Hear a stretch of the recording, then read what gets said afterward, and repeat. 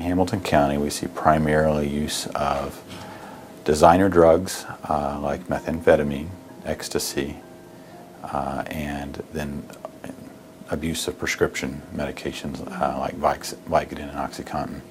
I think what they're taking are more prescription drugs so that they don't see them as illicit drugs, and sometimes they're actually getting them from mom and dad's medicine cabinet.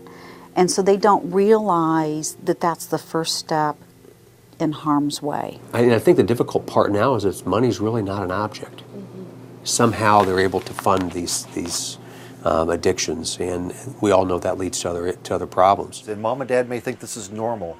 However, they may be seeing a darker side of their child than what they've ever seen before and can't quite put their finger on it. Maybe they think it's new friends.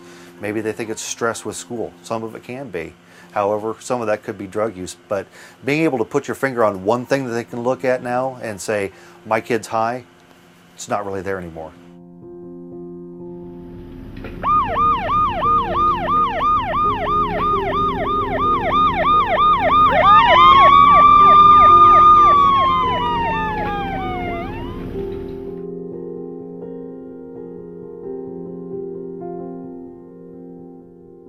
I spoke to a young lady recently that was taking drugs, and she took drugs because her friend was not a fatality.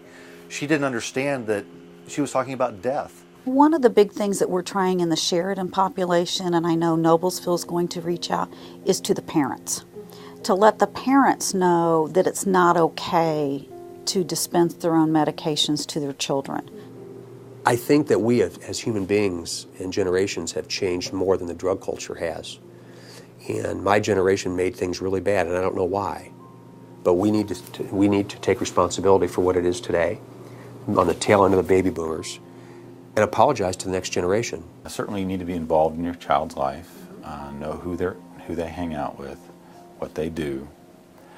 But you also can be careful about what they have available to them. Jail's a very uncomfortable place, very, very uncomfortable place. And there are some that say, I don't care about that. It doesn't scare me. I would be willing to bet within a very short period of time they would be wanting the people they despise the most, and that's their parents, or their significant others, or somebody that cares about them. The unfortunate thing that can happen is death. Many of these, particularly the prescription drugs in overuse, can cause sedation, respiratory depression, and ultimately death.